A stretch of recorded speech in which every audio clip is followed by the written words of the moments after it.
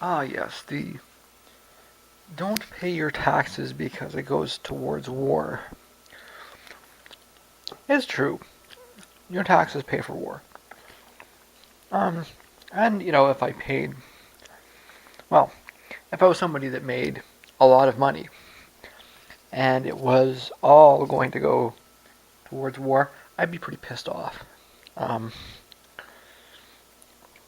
I may even move to a different country to avoid paying those taxes, um,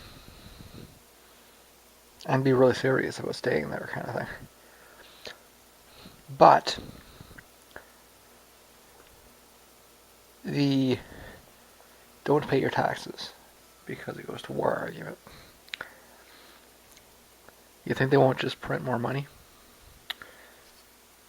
If everyone, well, I mean, if everyone decided that they weren't going to pay their taxes, um, I think you'd see a pretty big crackdown from the government.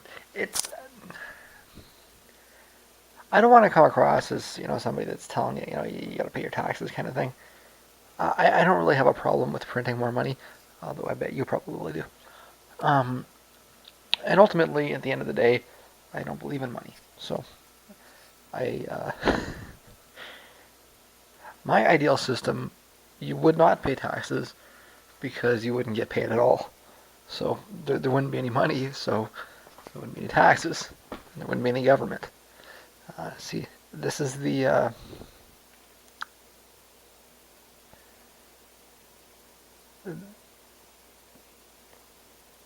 I can't understand how you can argue that you want to have money but you don't want to have government.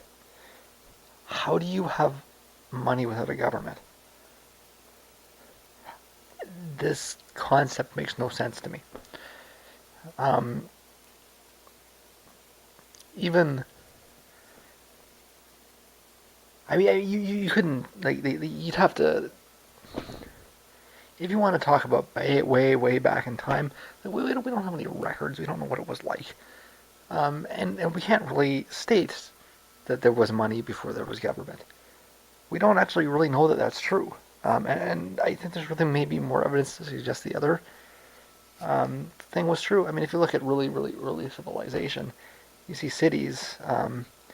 With central granaries and everything, I think currency doesn't really show up until start showing up until later. You know, um, you don't see currency in hunter-gatherer societies. It's just, I think that whole concept is kind of warped. And conversely, if you really don't want a state, I don't know how you can argue in favor of currency.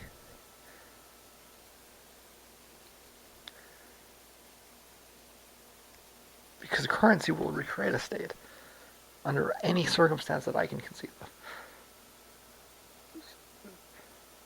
So when I say that I'm an anarchist, what I mean is getting rid of currency first and foremost, because the abolition of currency will destroy the state.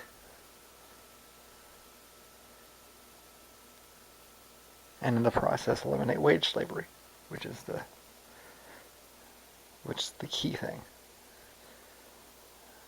But this idea about I'm not saying that you shouldn't. I'm not saying that you should pay your taxes for sure. If you want to take that risk,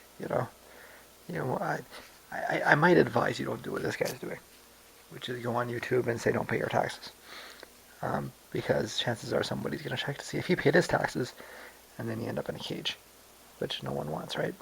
Um, but I'm not saying do or don't do your taxes.